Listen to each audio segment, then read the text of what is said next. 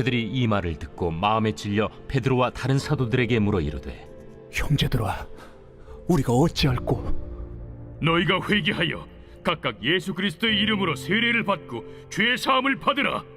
그리하면 성령의 선물을 받으리니 이 약속은 너희와 너희의 자녀와 모든 먼데 사람 곧 주 우리 하나님이 얼마든지 부르시는 자들에게 하신 것이라. 또 여러 말로 확증하며 권하여 너희가 이 패역한 세대에서 구원을 받으라. 그 말을 받은 사람들은 세례를 받음에 이날에 신도의 수가 3,000이라 더하더라. 그들이 사도의 가르침을 받아 서로 교제하고 떡을 떼며 오로지 기도하기를 힘쓰니라. 사람마다 두려워하는데 사도들로 말미암아 기사와 표적이 많이 나타나니 믿는 사람이 다 함께 있어 모든 물건을 서로 통용하고 또 재산과 소유를 팔아 각 사람의 필요를 따라 나눠주며 날마다 마음을 같이하여 성전에 모이기를 힘쓰고 집에서 떡을 떼며 기쁨과 순전한 마음으로 음식을 먹고 하나님을 찬미하며 또 온 백성에게 칭송을 받으니 주께서 구원받는 사람을 날마다 더하게 하시니라.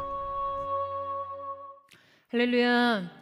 오늘 우리의 찬양으로 인해, 우리 예배로 인해 높임을 받으실 주님 앞에 우리 다시 한번 감사와 찬양과 영광과 존귀의 큰 박수 올려드리겠습니다. 아름다우신 주님의 이름을 찬양합니다. 높으신 주님의 이름을 송축합니다.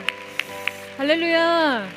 제가 일부에서도 질문했는데 여러분의 최선이신가요? 네, 우리 다시 한번 우리 하나님 앞에 우리의 마음과 뜻과 정성을 다해 우리 살아계신 주님 앞에 우리 찬양과 경배의 큰 박수 올려드리겠습니다.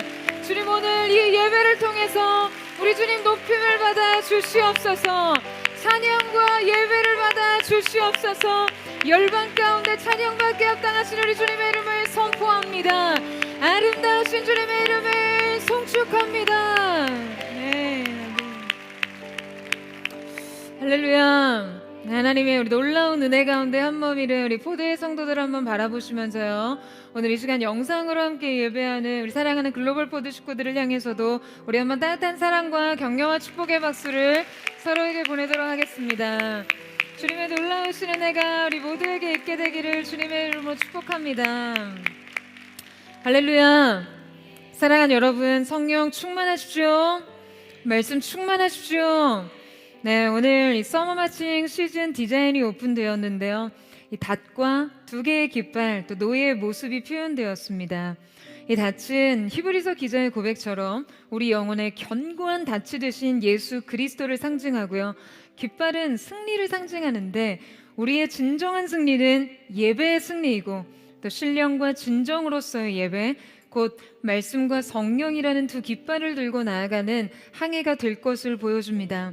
마지막으로 노는 실제 이 동력을 상징하는 것으로 각 선교팀의 진정한 동력은 사랑과 기도임을 나타내고 있습니다. 이번 서머 마칭은 워십 퍼레이드의 열방으로서의 확장편입니다. 새로운 서머 마칭 시즌 가운데 믿음의 항해로 가는 곳곳마다 예배로의 큰 승리가 있기를 주님의 이름으로 축복합니다. 네, 특별히 오늘 함께 드리는 예배를 통해 성령으로 인한 전인적 변화와 도약을 경험하는 하나님의 각별한 은혜가 있게 되기를 축복합니다.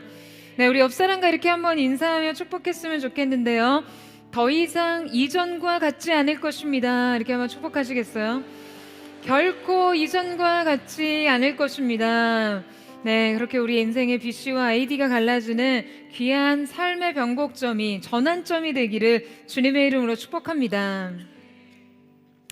네, 이탈리아 피렌체의 아카데미아 미술관에 전시되어 있는 이 다윗상은요, 인류 조각사의 가장 완벽한 인체 표현으로 손꼽히는 걸작입니다.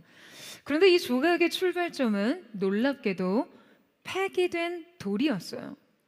이 대리석은 원래 다른 조각가들이 쓰려고 했지만 결함이 있다며 버려진 돌이었다고 해요.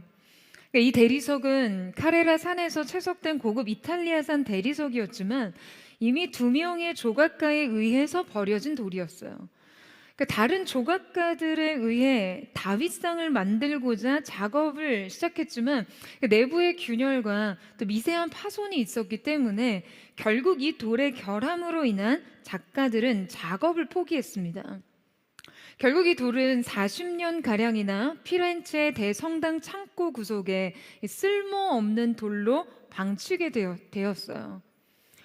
그런데 당시 26살의 미켈란젤로는요, 이 돌을 보자마자 이렇게 말했다라고 전해집니다. 이 안에는 다윗이 있다. 나는 그를 꺼내기만 하면 된다. 그는 다른 이들이 불가능하다라고 여긴 이 돌에서 3년간의 작업을 통해 5m 높이의 완벽한 다윗상을 탄생시킵니다. 그러니까 일반적으로 대리석의 결을 따라 잘 쪼개지지 않거나 이렇게 금이 가기 쉬운데요. 미켈란젤로는 이를 정확하게 계산해내며 오늘날까지 세계에서 가장 완벽한 인체 조각이라 불리는 그 작품을 만들어낸 것이죠. 사람들은 그에게 어떻게 이러한 조각을 만들 수 있었습니까? 라고 물었을 때 미켈란젤로는 이렇게 대답을 했다고 해요. 나는 단지 돌 속에 있는 다윗을 꺼낸 것뿐입니다. 불필요한 것들을 하나하나 제거했을 뿐입니다. 그는 모두가 결함이라고 방치한 이 돌덩이에서 예술가가 완벽한 형상을 끄집어냈습니다. 결국 작가의 해석의 목, 예술성의 목, 기술의 몫으로 결함투성이인 재료에서 최고의 걸작을 탄생시킨 것이에요. 여러분, 오늘 본문 속에서도 이와 같은 최고의 걸작이 탄생하는 것을 확인할 수 있습니다. 마치 거칠고 모난 이 버려진 돌덩이에서 예술가가 완벽한 형상을 끄집어내듯이 성령님은 보잘것없는 실패자였던 한 사람의 인생에서, 그리고 그러한 사람들의 총합과 같은 공동체에서도 그분의 최고의 걸작을 탄생시키십니다. 지난주 우리는 오순절 마가의 다락방에 임하신 이 성령의 강림에 대해서 함께 살펴봤는데요. 오순절 성령의 임재를 통해 비로소 새로운 존재가 될 수 있었던 그 제자들과 교회에 대해 말씀을 드렸습니다. 그러니까 우리 모두 성령님이 그들에게 임하시기 전 그들의 상태에 대해 어떤 깊은 공감을 할 수 있었을 거예요. 우리는 그들이 성령님의 전무후무한 역사, 창조 이래 가장 창조적인 방식으로 성령께서 그들 안에 임하실 때 그들이 이 영광을 누릴 만큼 준비된 상태가 아니었다라는 것을 알고 있어요. 그들은 반복적으로 실패했고 계속해서 방황하고 있었기 때문이죠. 그들은 너무나 숨막히고 압도적이고 황홀한 영적 체험을 감당하기에 너무나 역부족인 존재들이었어요. 배운 것도 가진 것도 증명할 것도 없는 삶, 남은 것은 실패의 기억과 상처뿐인 인생이었으니까요. 그런데 참 아이러니하게도 어쩌면 성경은 이 방황과 실패 끝에 그들이 이제야 비로소 준비된 상태였다라는 것을 말하고 싶었는지 모릅니다. 물론 성령님이 임재하시기 위한 인간의 조건이 단지 실패다라는 말씀을 드리는 것이 아니에요. 그들의 실패를 통해 비로소 완성된 그들의 상태를 말하는 것이죠. 여러분, 그것이 무엇입니까? 바로 무너진 자기의 말이에요. 오스왈드 챔버스는 그의 저서 성령론에서 인간의 궁핍의 지점이 하나님의 시작점이다 라는 말을 했습니다. 그는 이것을 영적인 원리화했어요. 인간은 반드시 궁핍의 문을 통해 하나님 나라에 들어간다라는 거예요. 심령이 가난한 자는 복이 있나니 천국이 저희의 것임이요. 할렐루야. 여러분, 이때 심령의 가난함이라는 것은요, 단순히 어떠한 겸손을 의미하는 것이 아닙니다. 어떠한 내적인 고갈 상태를 의미하는 것도 아니에요. 이 상태는 내 안에 하나님 앞에 인정받을 만한 어떠한 능력도 재능도 자원도 없다는 처절한 인정 상태를 말합니다. 그래서 기독교는 역설의 종교입니다. 내가 약할 그때가 곧 강함이 돼요. 여러분, 왜 그렇습니까? 여러분, 우리는 본성상 나의 가시와 무능, 자기 한계의 고백 위에서만 천국으로 가는 문고리를 잡는다는 것이죠. 성령의 은혜와 권능은 자기의 의가 그 무너진 틈을 통해서 흘러들어오는 강물과 같습니다. 여러분, 저는 이 내적 궁핍의 상태가 여러분의 어떠한 삶의 조건에 의해서 형성되지 않기를 바라요. 말하자면 내가 진짜 뼈아픈 실패를 경험하고 삶이 무너져 내리는 현실이라는 어떠한 외적 조건에 의해서 이 내적 궁핍이 생기는 것은 그야말로 아픈 일이죠. 고통스러운 일이에요. 이 내적인 궁핍의 상태가 그저 하나님을 향한 우리의 기본적인 태도와 겸손이 된다면요, 얼마나 좋겠어요. 사랑하는 여러분, 그렇게 사시기를 축복합니다.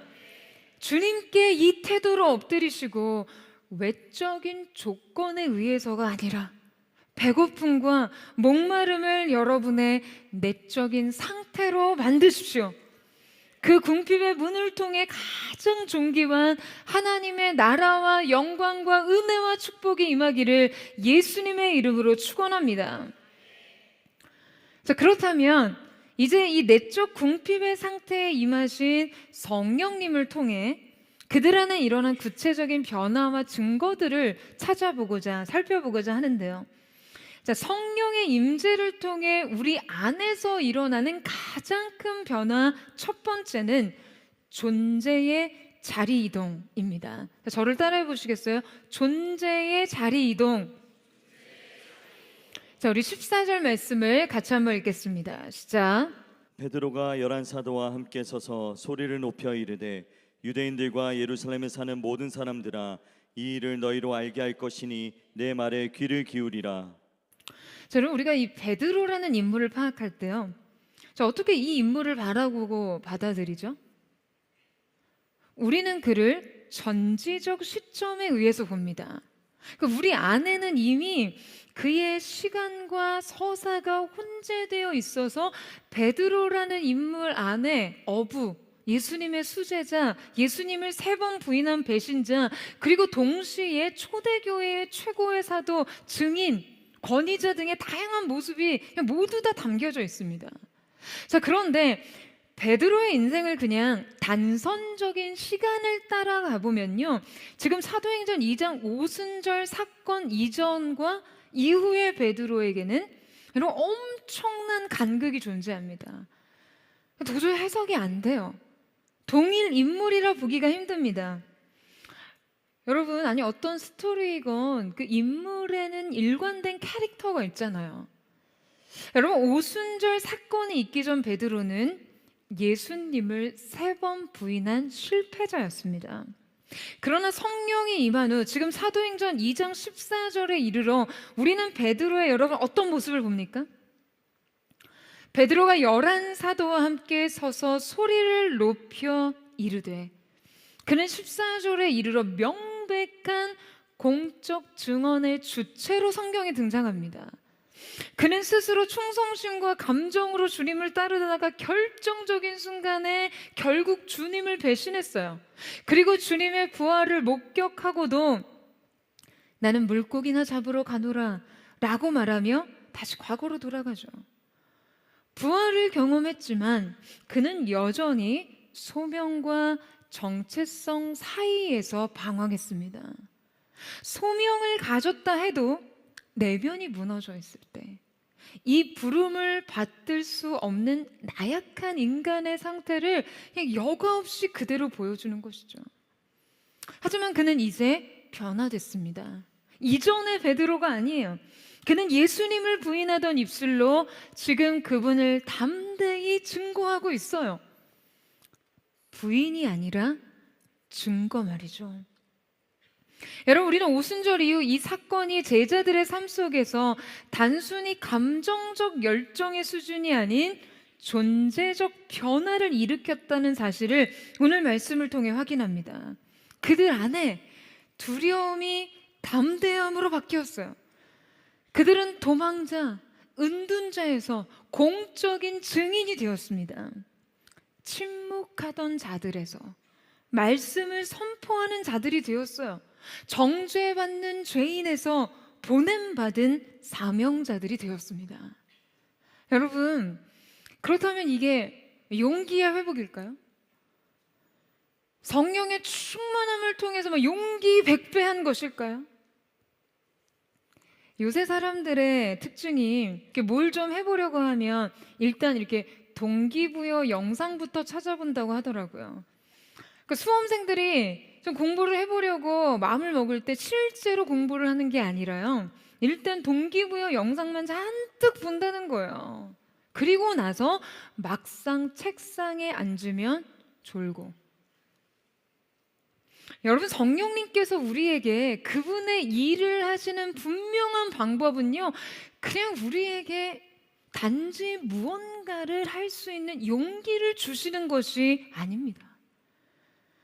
그저 무언가 할 수 있는 용기를 부어주시는 것이 아니라 존재의 자리를 먼저 옮기세요. 우리 안에 임하시는 성령님은 우리가 무엇을 하도록 하는 영이 아니라 되게 하는 영이십니다. 위대한 행동을 일으키는 근본적인 능력이요, 그저 존재의 변화는 없이 그 어떤 자극과 동기부여를 통해서 행위 자체만을 일으키는 것이 아니라는 거예요. 여러분, 우리 신앙생활이 성령의 능력을 하도록 하는 영을 추구할 경우 우리는 신앙의 매우 얕은 차원에 머물게 됩니다. 성령님을 능력의 도구로 전락시켜요. 도움이 필요할 때 도움을 주시고 능력이 필요할 때 능력을 주시는 분 정도로 말이죠. 여러분, 성령님은요, 우리에게 어떤 외적인 동기부여를 해주시는 분이 아닙니다. 지금 베드로의 이러한 변화를 단지 하게 하는 능력으로 설명하기에는 불가능해요. 여러분, 이것은 존재의 자리 이동에서 가능한 것이에요. 성령님은 단지 우리의 행동을 유도하시는 것이 아닙니다. 새로운 존재로 태어나게 하시는 거예요. 할렐루야. 여러분, 어떻게가 문제가 아니었어요. 누가의 문제였죠. 방법의 문제가 아니에요. 주체의 문제입니다.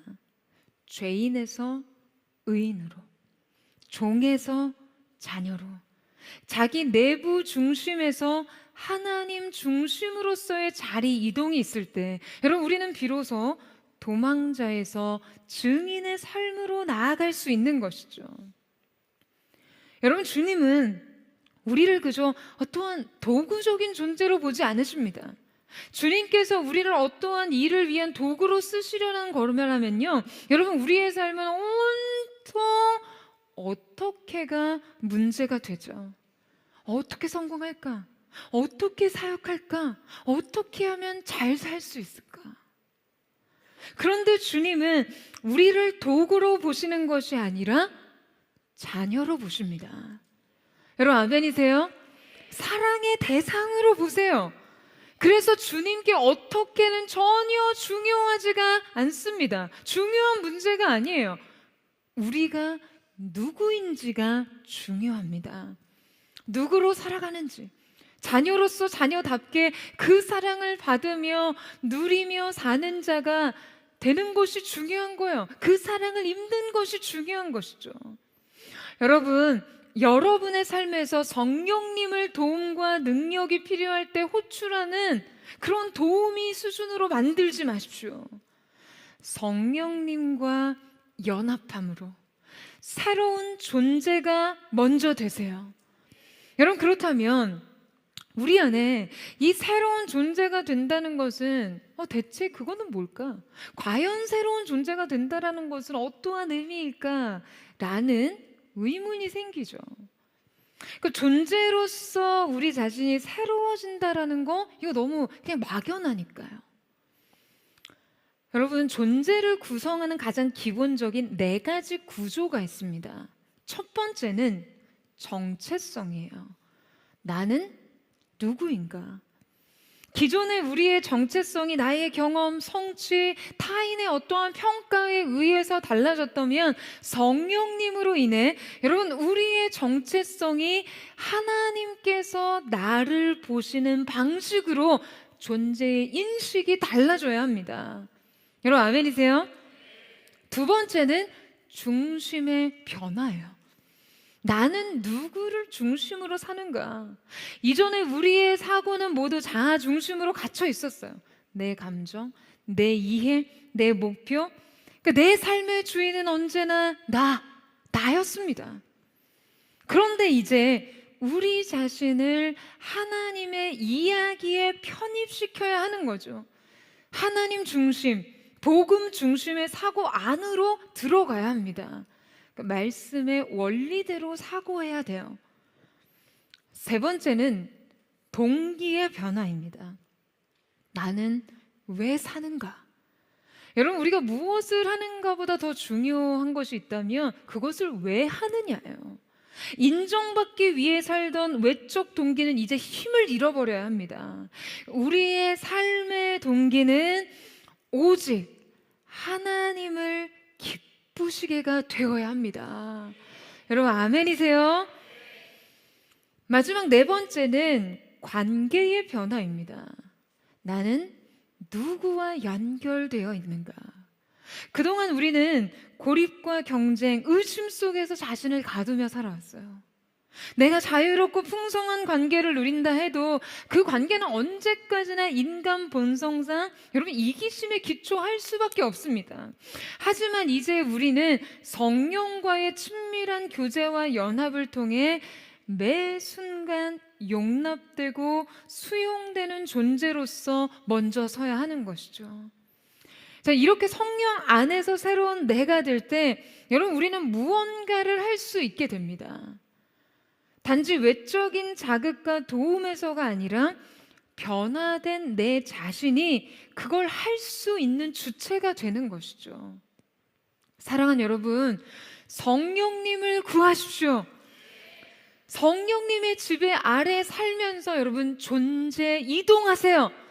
어떠한 행동의 변화가 아닌 근본적 존재의 변화가 있는 성령의 역동하시는 일하심이 오늘 우리 모두에게 있게 되기를 주님의 이름으로 축원합니다.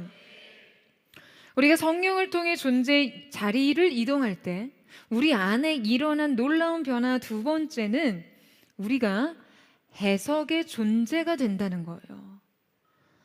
여러분 오순절 성령 강림 이전 베드로는 고난도 십자가도 부활도 모두 따로따로 이해했습니다. 아니 어쩌면 그렇기 때문에 이해하지 못했죠. 십자가 고난과 죽으심을 이해하지 못했기 때문에 도망자, 배반자가 됐고요. 부활을 본 후에도 그는 나는 물고기를 잡으러 가노라 라고 말했습니다. 자신의 실패를 해석하지 못하는 거예요. 자기의 과거가 해석이 안 되니까 여러분 어디로 돌아갑니까? 과거로 돌아갑니다. 인간은요 해석되지 않는 시간에 자꾸 머물게 되어 있거든요. 여러분 그런데 성령님께서 우리에게 임하실 때 우리의 인생 가운데 일으키시는 큰 변화는요 그분이 우리를 해석의 존재로 만드신다는 것입니다. 성령님은 단지 우리를 막 자극하시는 분이 아니에요. 성령님은 우리를 해석하게 하시는 분이십니다. 여러분 그분의 통찰은요 우리로 해석의 자리에 나아가게 하세요. 여러분 우리가 과거를 지우려 해도 잊으려 해도 그 기억이 없던 것이 될 수 있습니까? 없던 것이 될 수 있나요? 여러분 사실 우리의 지나온 일들은 그냥 여전히 그대로예요. 폐기되지 않습니다. 존재의 변화라는 것이 과거를 폐기하거나 덮는 것이 아니에요. 그 과거를 토대로 새로운 존재 해석을 덧붙이는 거죠. 단지 폐기와 망각이 아니라 해석과 전환을 이끄시는 거예요. 과거를 지워버리는 것이 아니라 그 과거의 경험을 토대로 새로운 정체성과 사명을 새겨 넣으시는 분인 것이죠. 여러분, 베드로는 전에 예수님을 부인했지만 지금은 그 주님을 증거함으로 지금 이 부인의 사건은 전혀 다른 의미를 갖습니다. 그야말로 한입 갖고 두말하는 이 존재의 변화 자체가 복음의 능력을 보여주는 것이니까요. 그의 실패조차도 도구가 되는 거예요. 과거는 사라지지 않지만 그 의미는 완전히 바뀐 것이죠. 여러분, 더 이상 과거는 추하지 않습니다. 부끄러운 게 아니에요. 그저 은혜의 증거가 되는 것입니다. 여러분, 성령님은 수많은 실패자들에게 물으십니다. 내가 무엇을 했느냐가 아니라 그 실패를 통해서 너는 누구로 다시 태어났는가를 말이죠. 너의 과거가 어떠했느냐가 아니라 그래서 지금 너는 그 어제의 이야기로 인해 어떠한 오늘을 써내려갈 것인지를 말이에요. 더불어 베드로는 성령을 통한 자기 삶의 재해석뿐만 아니라 예수님의 죽으심과 부활 승천에 이르기까지 지금 구약에서부터 이어져 온 구속사 전반에 대한 매우 탁월한 이해에 이르게 됩니다. 여러분, 이 베드로의 설교는요, 성경적, 예언적, 구속사적 해석의 패러다임을 아주 골고루 갖춘 설교였어요. 시간 관계상 베드로의 설교 내용 전체를 읽고 살펴볼 수는 없지만요. 자, 16절에 보면 이는 곧 선지자 요엘을 통하여 말씀하신 것이니 그는 설교에서 요엘서를 인용하여 구약의 예언을 통해 현재의 사건을 해석했고요. 25절에는 다윗이 그를 가리켜 이르되 또 다윗의 시편을 인용하여 메시아의 예언과 부활의 예언과 성취에 대해서 증거하죠. 그리고 36절 말씀입니다. 같이 한번 읽겠습니다. 시작. 그런즉 이스라엘 온 집은 확실히 알지니 너희가 십자가에 못 박은 이 예수를 하나님이 주와 그리스도가 되게 하셨느니라 하니라. 여러분, 이 말씀은요, 단 한 문장 안에 예수님의 인성과 사명과 신성을 모두 통합하여 선포합니다. 너희가 십자가에 못 박은 이 예수는 역사적인 사건이었어요. 그런데 하나님이 주와 그리스도가 되게 하셨다라고 합니다. 역사적인 사건을 구속사적으로 해석하는 거예요. 이때 베드로는 주님에 대해 예수, 그리스도, 주라는 삼중적 정체성을 모두 표현하고 있는데요. 예수는 역사적 인물입니다. 성육신하신 예수님의 인성을 표현해요. 그리스도는 메시아, 기름 부음 받은 자, 주님의 구속사적 사명을 표현하고 있어요. 그리고 주, 구약의 야훼라는 칭호는 신적인 주권에 대한 선언입니다. 여러분, 신학자 존 스토트는요, 베드로의 설교 이 36절 딱 한 절을 두고 사도행전 2장의 전체 요약이라고 말하면서 기독교 복음의 진수를 한 문장으로 압축해낸 것이라고 했어요. 여러분, 대체 어떻게 그가 이토록 놀라운 관점을 소유하게 된 것일까요? 우리 아이가 달라졌어요. 뭐 이런 것처럼 그냥 하루아침에 우리 베드로가 대체 어떻게 이렇게 달라진 것인가요? 여러분, 사실 베드로의 사회적 출신과 교육 수준을 고려한다면 지금 이 해석과 통찰은 더욱이 쉽지 않습니다. 그는 갈릴리 어부 출신으로 공적인 교육이나 율법학적인 훈련을 받은 사람이 아니었어요. 그럼에도 구약 선지자들의 예언을 자유자재로 언급하면서 그리스도의 십자가, 부활, 승천을 구속사적 흐름 안에서 한 번에 관통하여 해석할 수 있다는 것은요, 여러분, 이것은 자연스러운 지식의 축적이나 경험적 해석에서 가능한 것이 아니었습니다. 그렇다면 지금 그에게 어떠한 일이 일어난 것일까요? 여러분, 관점의 변화라는 것이 어떨 때 생길까요? 가장 쉽게 우리가 관점을 다르게 하려면 여러분 어떻게 해야 되죠? 간단합니다. 위치 이동을 해야 돼요. 여러분, 이렇게 높은 곳에 서면 무엇이 확보되나요? 시야가 확보됩니다. 그러니까 낮은 고도의 시야는요, 모든 것이 흩어져 있어요. 낮은 곳에서는 하나씩밖에 보이지 않아요. 모든 사건이 다 각각 다가오죠. 모든 대상이 단편적으로 이해됩니다. 낮은 고도에서는요, 인간이 무엇을 본다는 것이 단편적이고 파편적으로 사건 중심, 감정 중심, 자아 중심일 수밖에 없다라는 거예요. 하지만 이렇게 높은 곳에 서 보면요, 여러분, 이렇게 높은 곳에 한번 서 보신다고 생각해 보세요. 그 위에서 아래로 내려다보면 전체 구조와 흐름과 연결선이 보입니다. 그러니까 한마디로 각각의 대상과 사건의 관통선이 보이는 거예요. 여러분, 전쟁 중에 병사는 눈앞에 적군만 보지만 전략가는 전장에서 여러분 어디 위에서 봅니까? 지도 위에서 봅니다. 그러니까 내 앞에 적군 한 사람과 맞서는 것과 지도 위에서 전장을 지휘하는 것은 달라요. 여러분, 지금 베드로는요, 전혀 다른 위치에서 말씀을 해석했어요. 여러분, 아브라함이 모리아산 위에서 그 아들을 바치려는 순간 그는 하나님의 구속의 경륜을 보고 여호와 이레를 고백합니다. 산 아래에서는 없던 이해였어요. 산 위에 올라섰을 때 하나님께서 준비한 희생양이 이 구속사적인 구조 안에서 이해가 되었던 것이죠. 모세가 주의 영광을 내게 보이소서라고 기도했을 때 하나님께서는 그를 높은 곳 바위 틈에 세우셨습니다. 여러분, 바위는 무엇을 상징하나요? 바위는 구약에 등장하는 그리스도의 예표였어요.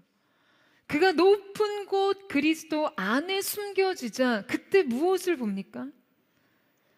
하나님께서는 당신의 선하심과 성품을 그에게 지나가게 하시죠.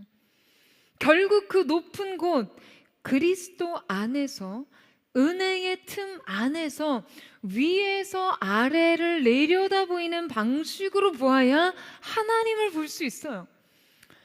요한계시록 4장 1절 말씀에 보면, 이 일 후에 내가 보니 하늘에 열린 문이 있는데 이전에 나와 말하던 나팔소리 같은 그 음성이 이르되 이리로 올라오라, 내가 이후에 마땅히 일어날 일들을 내게 보이리라 하시더라. 여러분, 주님께서는 반모섬에서 유배되어 고통 가운데 있던 요한에게 이리로 올라오라 라고 부르신 후 지금 요한의 시야는 여러분 어디에 위치합니까? 하늘의 문이 열리고 보좌에 오릅니다. 이후에 펼쳐진 모든 계시와 환상은 하나님의 보좌의 시야에서 보여지는 것들이었어요. 땅에서는 보지 못한 전체 시공간을 아우르는 계시가 열린 것이죠. 여러분, 하나님께서는 우리에게 그분의 진리를 알리실 때 언제나 먼저 올라오라 라고 하십니다. 우리의 존재의 이동이 먼저예요. 그리고 시야의 고도가 확보되면 그때 비로소 해석의 존재가 되는 것이죠. 할렐루야. 여러분, 우리가 성령님께 삶의 지혜를 구할 때 항상 삶을 바라보고 해석하는 시야의 고도를 허락해 달라고 기도해야 합니다. 여러분, 이것은 너무나 중요한 거예요. 하나님의 일 전체를 보는 시야 말이죠. 여러분, 사람들을 보면요, 굉장히 똑똑한 척해도 하나만 알고 다른 측면을 전혀 보지 못하는 사람이 있습니다. 그런 사람들은요, 분명 자기 꾀에 걸려 넘어져요. 그러니까 자기의 지혜가 스스로에게 결코 득이 되지 못합니다. 득이 아니라 오히려 도구로 적용될 수 있어요. 작용할 수 있어요. 그러니까 무슨 일을 하든 우리에게 정말 필요한 것은 전체를 보는 시야입니다. 어떠한 단면이 아니에요. 단지 어떠한 지식과 사건의 이해와 해석뿐만 아니라 우리의 삶 전반적으로 행해지는 일들, 어떠한 행동의 파급, 각 선택의 영향력, 삶에 다가오는 삶에서 나에게 다가오는 기회들의 이중성을 파악할 수 있어야 하는 것이죠. 여러분, 성령님의 지혜가 우리에게 임할 때 우리는요, 어느 분절된 지식에 집착하는 사람들, 단절된 현상만 보는 사람들이 아니라 모든 일에 관통선을 파악하고 전체를 입체적으로 이해하는 사람들이 될 수 있습니다. 여러분, 이 사실을 믿으세요? 요한복음 14장 26절에서 주님께서 성령님에 대해서 소개하고 계세요. 같이 읽어볼까요? 시작. 보혜사 곧 아버지께서 내 이름으로 보내실 성령 그가 너에게 모든 것을 가르치고 내가 너에게 말한 모든 것을 생각나게 하리라. 자, 여러분, 이때 성령님께서 우리 안에 하시는 사역이 무엇입니까? 성령님의 역할은요, 진리를 이해하게 하시고 기억나게 하시고 관통하게 하시는 해석과 통찰의 영이시라는 거죠. 여러분이 이해와 기억과 관통은요, 너무나 중요합니다. 여러분, 이전의 제자들은 예수님의 죽음과 부활을 분명 목격했어요. 그들이 그 사건의 현장에 있었고 그들 눈앞에 벌어지던 일들을 목격했어요. 하지만 그들은 이 일에 대해 전혀 이해하지 못했습니다. 그런데 성령님께서 그들의 눈을 열어주실 때 그들은 이 일을 구속사적인 관점에서 이해하기 시작했어요. 뿐만 아니라 그들이 어느 땐가 들은 적이 있고 경험했던 이 파편적인 기억의 조각들이 서로 연결되기 시작합니다. 여러분, 왜요? 성령님은 우리를 기억하게 하시는 분이니까요. 이때 이 기억이란 단순한 정보 회상이 아니죠. 이 기억은 의미로서의 기억이에요.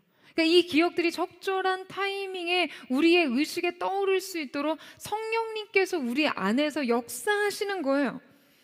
사랑하는 여러분, 성령님이 이끄시는 곳에 서서 여러분의 삶을 다시 보십시오.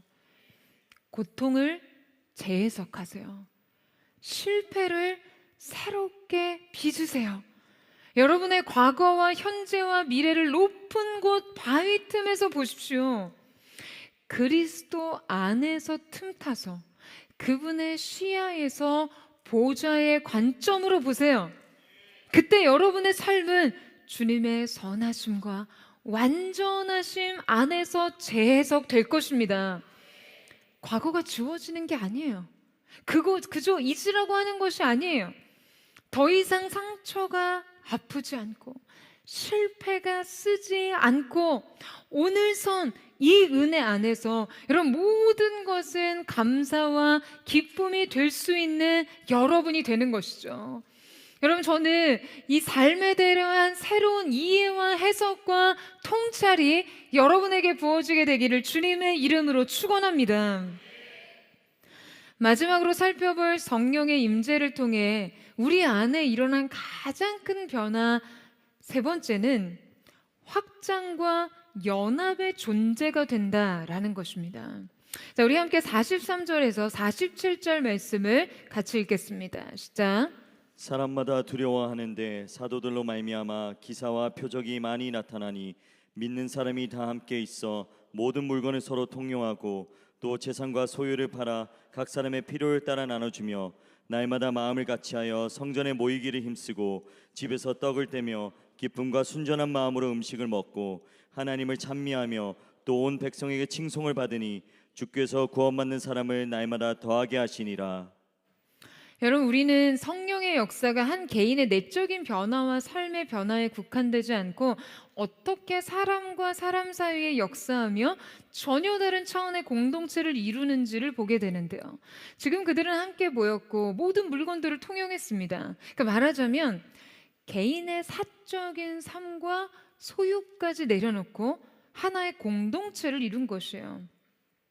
여러분, 지금 함께 읽은 이 구절은요, 실제 초기 기독교의 사회주의와 이 공산주의적 모델로 자주 인용되었고 영향을 주었습니다. 마르크스와 레닌은 기독교를 민중의 아편이라고 부정하고 강하게 배격하면서도 정작 이 구절은 정치 선전용어로 채택을 했어요. 여러분, 저는 이 부분에서 우리가 쉽게 오류를 범한다라고 생각합니다. 지금 각 개인이 자기 중심성과 이기심을 버리고 자기의 소유와 개인의 삶으로부터 철저히 돌아서 지금 나에서 우리, 개인에서 공동체를 되게 한 것은요, 그들 자신이 아니었습니다. 이것은 성령의 일이었어요. 이때 성령은 단지 우리를 새로운 윤리나 제도 안으로 인도하는 것이 아닙니다. 여러분, 이 초대 교회의 나눔은요, 어떠한 조직화된 강제가 아니라 성령에 의한 사랑의 자발적 실천적 삶이었어요. 강제적이고 제도적인 평등 개념이 아니었습니다. 그들은 단지 자선을 베푼 것이 아니었어요. 여러분, 인간의 자선은요, 그리 오래 가지 못합니다. 이것을 법과 제도가 강제할 때 인간은 반드시 실패합니다. 역사적으로도 공산주의 국가들의 실패가 여러분 그것을 증명하잖아요. 공산주의의 실패는 단지 경제 정책의 실패나 비효율성의 문제 때문이 아닙니다. 인간의 본성과 자유에 대한 왜곡된 이해와 전제의 문제죠. 여러분, 초대 교회의 이 연합은 성령께서 철저한 인간의 본성을 뚫고서 역사하신 결과입니다. 할렐루야. 그들은 아담 이후로 죄를 범할 때마다 철저히 개인으로 돌아가고 고립되고 숨고 더욱더 이기적이어지고 더욱더 자기 중심적이어지며 더욱더 자기 사랑에 집착하던 데에서 돌이켜 우리가 되고 교회가 된 것이죠. 놀라운 일이었어요. 저는 이것이 성경에서만 눈먼 자가 눈을 뜨고 걷지 못하던 자가 걷는 기적 이상의 기적이라고 생각합니다. 여러분, 우리도 교회와 공동체를 바라볼 때 언제나 이 부분을 유념해야 합니다. 우리가 하나 되는 일은요, 성령께서 행하시는 일이에요. 여러분, 아멘이세요? 여러분, 우리는 본선상 하나 되기 힘든 존재들입니다. 그냥 그렇게 생겨 먹었어요. 그래서 우리가 하나 될 수 없을 때 자꾸 어떤 조직을 강화하려고 하면 안 됩니다. 하나 되게 하기 위한 명분의 행사를 막 늘릴 필요도 없어요. 물론 조직도 중요하고 행사도 좋습니다. 하지만 본질은 아니에요. 본질은 성령의 하나 되게 하심입니다. 여러분, 삶에서 필요한 모든 관계적 평안을 성령님께 구하세요. 도무지 좁혀지지 않고 좁히려고 해도 좁혀지지 않는 이러한 관계의 틈을요, 자꾸 여러분의 생각과 판단, 열심으로 이루려고 하지 마시고요. 나와 타인의 이 다름이 내 안에서 막 부대낄 때마다 그들에게 나를 어떻게 이해시킬지, 어떻게 설득시킬지, 내 영향력을 더 강하게 할 수 있을지, 내 존재감과 나에 대한 인정을 더 높일 수 있을지 고민하지 마세요. 이것은 매우 무모한 열심입니다. 이 열심은 자기 사랑으로부터 나온 열심이거든요. 여러분, 성령님이 계신 곳에 이 열심이 드러나면요, 성령님은 이 열심을 부끄럽게 하십니다. 교회가 이것저것 조직하고 막 소란스러운 행사를 열면서 정작 그 안에 성령의 임재를 구하지 않는 것들은 여러분 모두 이 무모한 열심에 해당하는 것이죠. 아담이 범죄했을 때 자기 아내 하와를 탓했듯이 여러분, 우리는 언제든 성령의 역사 없이는 그저 고립적인 개인일 뿐이라는 것을 기억해야 합니다. 나 한 사람이 우리가 되고 공동체를 이루고 교회가 되기 위해서는요, 성령님의 역사가 우리 안의 단절을 연합의 기쁨으로 채우셔야 돼요. 여러분, 아멘이세요? 우리가 함께일 때 기뻐할 수 있는 그 존재가 되도록, 고립과 단절이 아닌 나눔과 교제가 우리에게 유익한 활동이 될 수 있도록, 그리고 이 모든 관계 속으로 우리를 이끄는 감정이 어떤 경직된 인정 욕구나 경쟁 관계의 잘못된 긴장과 어떤 경계심이 아닌 말씀과 같이 기쁨과 순전한 마음일 수 있기 위해 모든 관계 위에 성령의 역사를 구해야 하는 것이죠. 사랑하는 여러분, 성령님이 임하시면 모든 것이 가능해집니다. 여러분 이 사실을 믿으세요? 여러분 이것을 바꿔 말한다면 여러분 이 선언은요, 성령님이 임하시지 않으면 모든 것은 불가능할 수 있다라는 것을 말하는 것입니다. 오늘 저와 여러분 한 사람 한 사람이 우리가 되고 교회가 된 것, 이것은 성령께서 우리 가운데 일하신 증거라고 믿습니다. 아멘이십니까? 또한 우리가 더 이상 자신의 필요와 고통에 고립되지 않고 누군가와 나누고 하나 되고자 하는 확장과 연합의 열망이 오늘의 서머 마칭의 시작점이 될 줄로 믿습니다. 그렇게 부르신 땅에서, 부르신 삶에서 성령께서 하신 일들의 증거가 되십시오. 여러분 아멘이세요?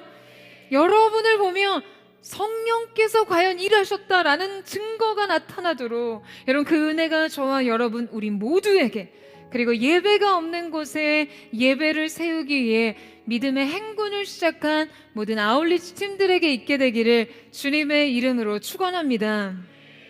우리 함께 찬양하며 기도하며 나아갔으면 좋겠습니다. 사랑하는 주님, 우리의 행동 변화의 강령과 삶의 그 모든 변화를 위한 결단으로도 이룰 수 없었던 우리의 근본적인 본질의 존재적 변화를 오늘 성령님 앞에 구하며 나아가기를 원합니다. 성령님이 임하시면 모든 것이 가능할 줄로 믿습니다. 그러나 우리의 최선의 열심과 결단과 우리의 삶에 그 많은 수많은 노력과 행동의 변화를 위한 헌신이 있다 할지라도 성령님께서 함께 하시지 않으면 모든 것이 불가능할 수 있담을 주님, 우리가 주님 앞에 고백하며 인정하며 서며 나아가기를 원합니다. 오늘 우리가 그 무한하신 성령님을 이 가운데 초청하며 환영합니다. 우리의 인생 속에 주님 찾아오셔서 오직 성령께서만이 행하실 수 있는 그 일들의 문을 열어 주시옵소서. 우리의 내적 궁핍으로 주님 그 하늘의 문을 여는 은혜가 있기를 원합니다. 가난한 자의 심령으로 천국이 우리의 것임을 맛볼 수 있는 하나님의 사람들로 서게 하여 주시옵소서. 우리 그 마음 고백하며 우리 주님 앞으로 함께 나아가기를 원합니다. 무한 시절 지날 때, 기쁜 한숨 내쉴 때, 그런 풍경 보시며 단식하는 분이 있네. 고와 같이 너희를 버려두지 않으리. 내가 너희와 영원히 함께하리라. 성령이 오셨네, 성령이 오셨네, 내 주에 보내신 성령이 오셨네. 우리 인생 가운데 친히 찾아오셔서 그 나라 꿈꾸게 하시네. 억눌린 자 갇힌 자, 억눌린 자 갇힌 자, 자유함이 없는 자, 피난처가 되시는 성령님 계신, 주님의 영이 계신 곳에, 주의 영이 계신 곳에 참 자유가 있다네. 진리의 영이신 성령이 오셨네. 성령이 오셨네, 성령이 오셨네. 주의 보내신 성령이 오셨네.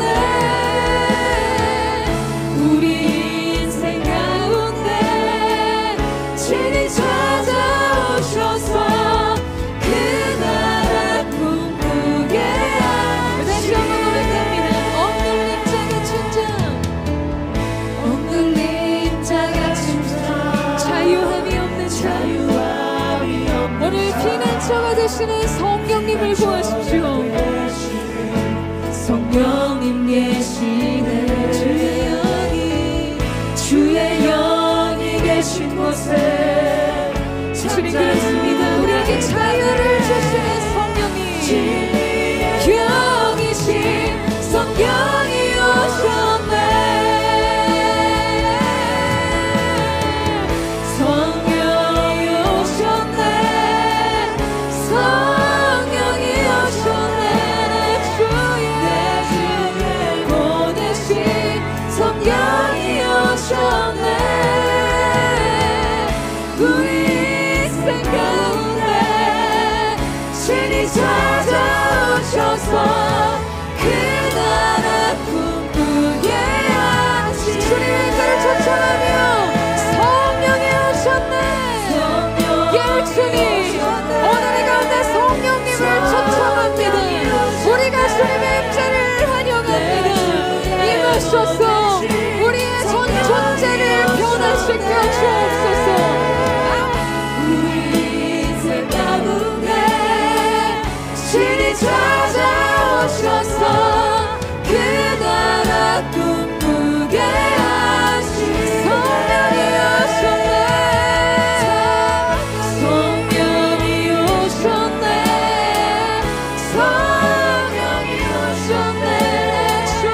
내 주에 보내신 성령이 오셨네. 우리 인생 가운데 신이 찾아오셔서 오늘 이 시간에 주님을 향해 우리의 목마름과 배고픔으로 선포합니다. 성령이 오셨네. 예 주님, 거룩하신 성령님, 오늘 이 가운데 주님의 임재로 덮어 주옵소서. 보내신 성령이 오셨네.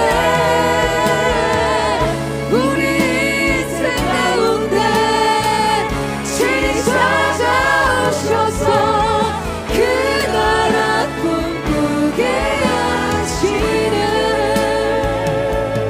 사랑하는 여러분, 여러분의 인생 속에서 얼마나 잦은 좌절과 실망과 실패를 경험하시나요?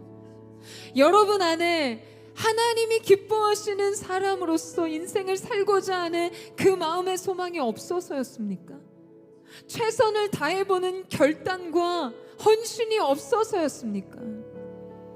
여러분, 성령님이 임하시지 않은 자리에서 우리의 최선은 무의미할 뿐입니다. 그 노력은 우리의 인생에 더 뼈 깊은 실망만을 안길 뿐이에요. 오늘 이 시간 우리의 존재적 근원적 변화를 위해서 오늘 이 가운데 우리가 할 수 있는 최선은 성령의 임재를 구하는 것인 줄로 믿습니다. 주님, 우리의 정체성, 나를 결정하는 그 인식에 변화가 있게 하여 주시옵소서. 우리의 중심에 변화가 주어지게 하여 주옵소서. 우리가 주님 중심의 삶을 살게 하시고 우리의 동기의 변화, 오직 하나님을 기쁘시게 하는 인생을 살고자 하는 열망, 모든 관계의 변화를 이룰 수 있는 주체가 성령님이심을 인정하며 주의 도우심과 은혜를 구하며 나아가기를 원합니다. 우리의 인생 속에 주님 찾아오셔서 오직 성령께서 하실 수 있는, 성령님만이 하실 수 있는 그 일을 이루어 주시옵소서. 오늘 베드로가 보여주는 모습과 같이 주님, 오늘 성령께서 우리 가운데 임하실 때에 우리의 내적 궁핍의 삶 속에서 가난한 자는 복이 있나니, 심령이 가난한 자는 복이 있나니 천국이 저희 것임이 성취되고 임하는 시간이 되게 하여 주시옵소서. 우리 전심으로 우리를 새롭게 하실 성령님을 구하며 주여 마음으로 짓고 기도하겠습니다. 주여, 사랑하는 주님, 우리를 높은 곳에 이르게 하실 일 하시고 우리의 삶의 결단과 우리의 행동의 변화로도 닿을 수 없었던 수많은 우리 인생의 결심과 최선의 노력에도 수없이 좌절하며 끝내 우리 자신에 대한 신뢰를 잃어버리게 하는 이 손상과 이 모든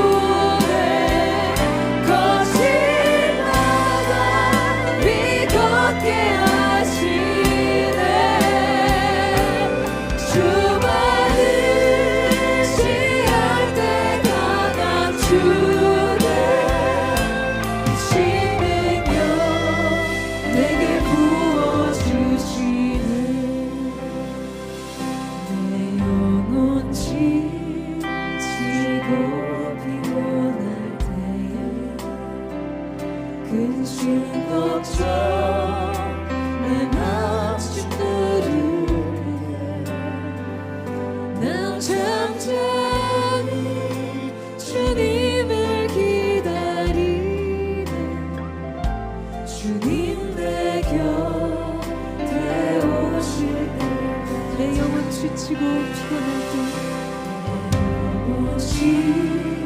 지치고 피곤할 때 근심 걱정 내 맘씩 누를 때 난 잠잠히 주님을 기다리네 주님 내 곁에 오실 때까지 주 나를 일으켜 산 위에 세우네 거친 바다 위 걷게 하시네 주만을 의지할 때 강한 주네 크신 능력 매일 부어주시네 우리를 높은 곳에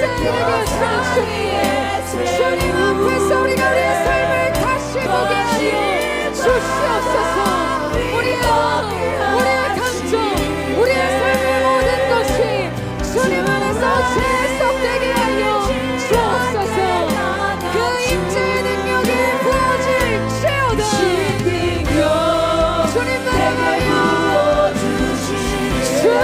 나에게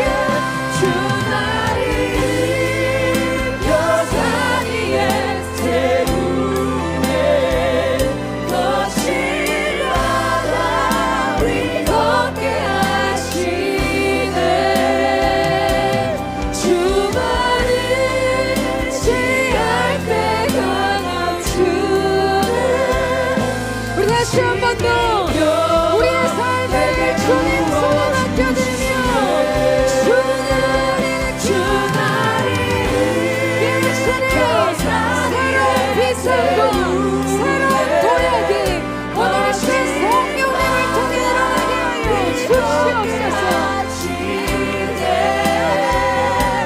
주만을 의지할 때 강한 주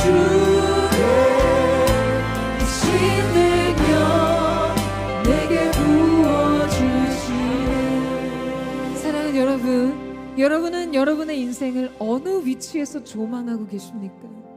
오늘 이 시간 성령께서 나의 발을 사슴과 같게 하사 나로 나의 높은 곳을 다니게 하실 주님을 찬양하리라. 오늘 이 새로운 도약과 비상이 우리 모두의 것이 되기를 주님의 이름으로 축원합니다. 너는 올라오라 오라 올라오라 말씀하신 주님 주님의 임재 안에서 보여주는 인생의 시야는 너무나 다른 곳이에요. 여러분 여러분의 삶이 어느 자리에 어느 지점에 멈춰있는 분들 계시진 않습니까? 여전히 여러분의 인생의 현장에서 펼쳐지는 그리스도의 죽음과 다시 사심과 부활의 승천을 보고도 나를 신뢰할 수 없어서 그 앞에서 내 자신에 대한 실망과 좌절로 인해서 물고기나 잡으러 돌아가겠다고 해석되지 않는 삶의 고통과 아픔을 가지고 삶의 자리에 서 있는 분 계시지 않으세요? 사랑하는 여러분 오늘 성령께서 여러분 가운데 임하실 때 새로운 통찰과 새로운 관통선으로 여러분의 삶을 해석하게 하시는 해석의 존재로서 여러분을 새롭게 하실 줄로 믿습니다. 이해되지 않았던 삶의 파편과 같이 흩어져 있던 사건들이 성령님 안에서 하나가 되어 주님의 구속의 경륜 안에서 해석되는 시간 여러분 그 산에 올라봐야 숯불 뒤에 숨겨진 여호와 이레의 희생양을 볼 수 있어요. 바위 틈에 숨겨진 그리스도 안에 그분을 내 인생의 피난처로 삼아봐요. 그 틈 안에서 보여주는 인생의 시야는 너무나 다른 조망을 하게 합니다. 아, 내 인생에도 소망이 있구나. 내 인생에 진정 하나님이 함께 하시는 평안이 있구나. 전혀 발견할 수 없었던 하나님의 은혜의 한 조각, 축복의 한 조각, 격려의 한 조각 한 조각을 우리의 영원한 바위 되신 견고한 산성이 되신 그리스도의 품 안에서 다시 발견할 수 있는 것입니다. 사랑하는 여러분, 그 바위 위에 오르세요. 그 보좌 앞에 서세요. 그 산에 오르세요. 그때에만 보이며 해석되는 구속의 관점, 하나님의 구속의 경륜을 통해 여러분의 인생을 새롭게 바라보고 해석할 수 있는 은혜가 있게 되기를 예수님의 이름으로 축원합니다.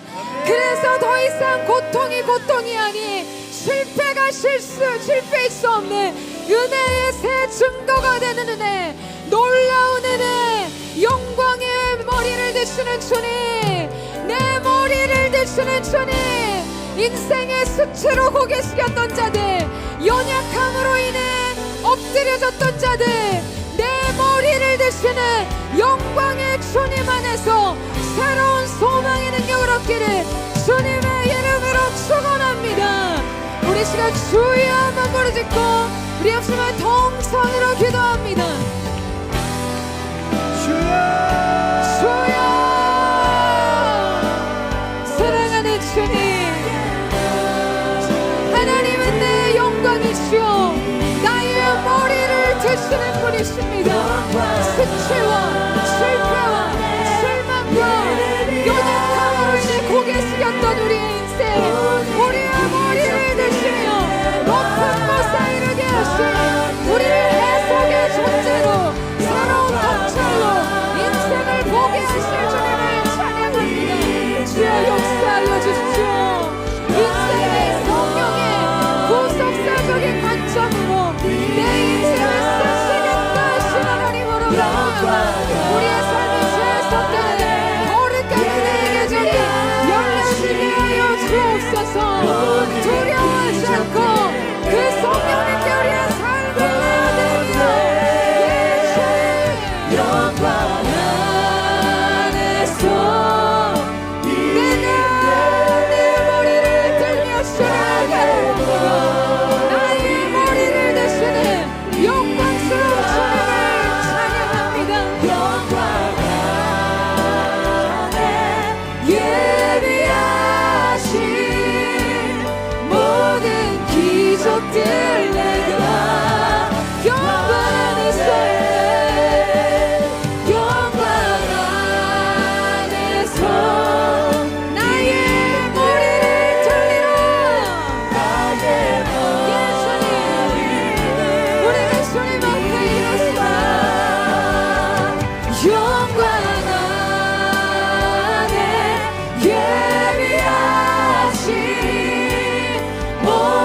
기적들 내가 다시 한번 영광 안에 서 있네. 오늘 이것이 주님의 보좌, 거룩하신 영광의 보좌 앞에 이르게 하소서. 이 보좌 앞에서 우리의 삶을 다시 보게 하여 주옵소서. 영광 안에 예비하신 모든 기적들 내가 받네.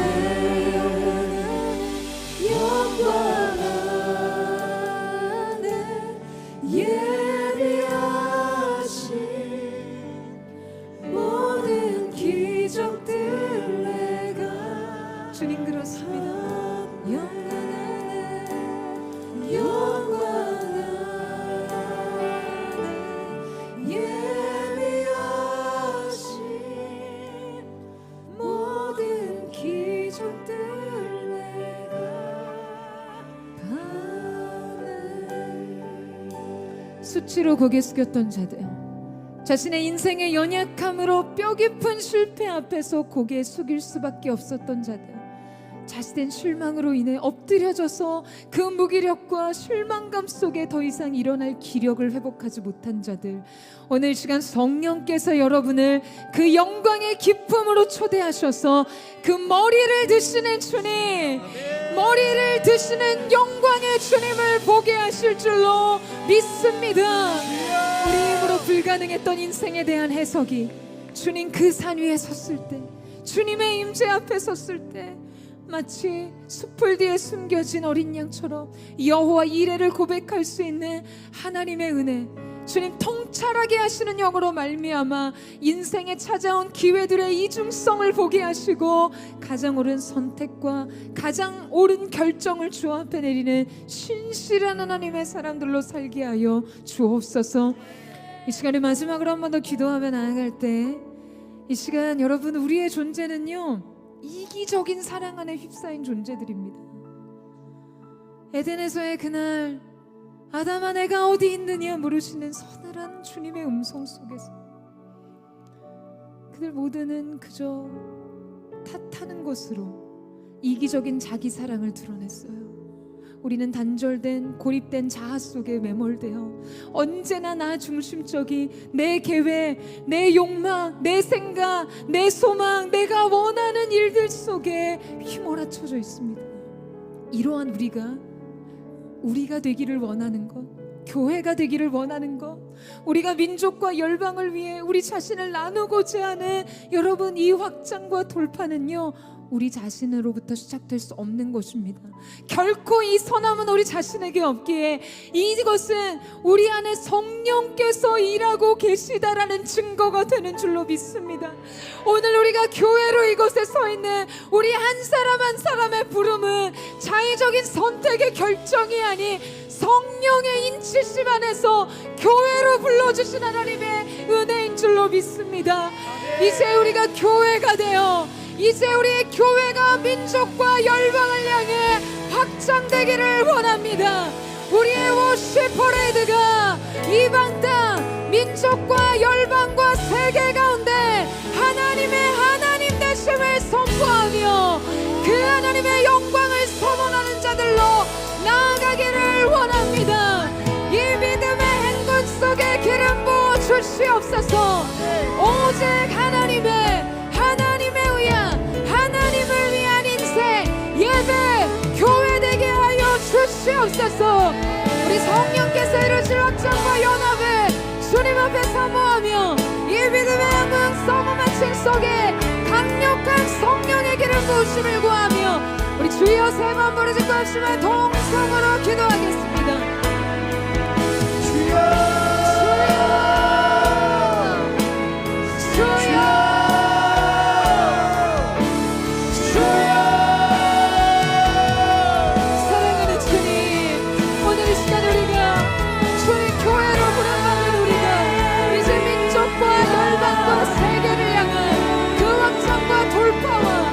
주님을 위한 삶으로서의 새로운 시작의 디딤돌을 삼기를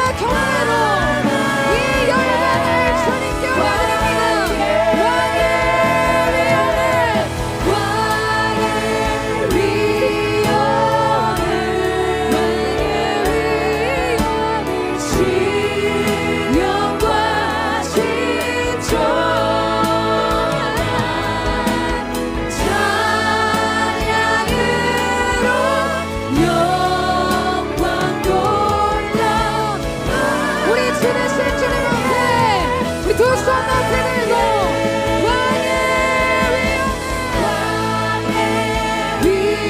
위엄을 신령과 진정한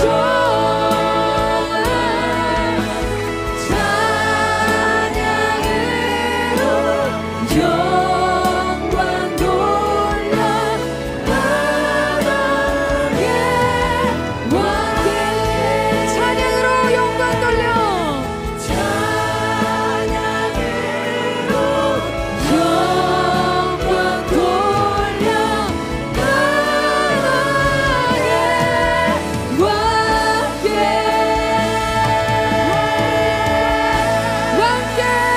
만세 왕의 위엄과 영광을 열방 가운데 선포합니다. 주님 우리로 교회가 되게 하신 주님 이제 이 열방을 주님께 인도하는 확장된 워십 퍼레이드가 주님 앞에 열려지게 하여 주시옵소서. 성령께서 그 일의 주체가 되시고 주님 영광을 받아 주시옵소서.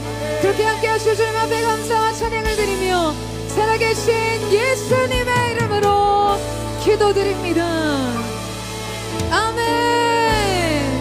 우리 높으신 아름다우신 영광받게 합당하신 성령님께 우리 성령님을 높이며 우리 감사와 사랑의 박수 올려드리며 나아가겠습니다.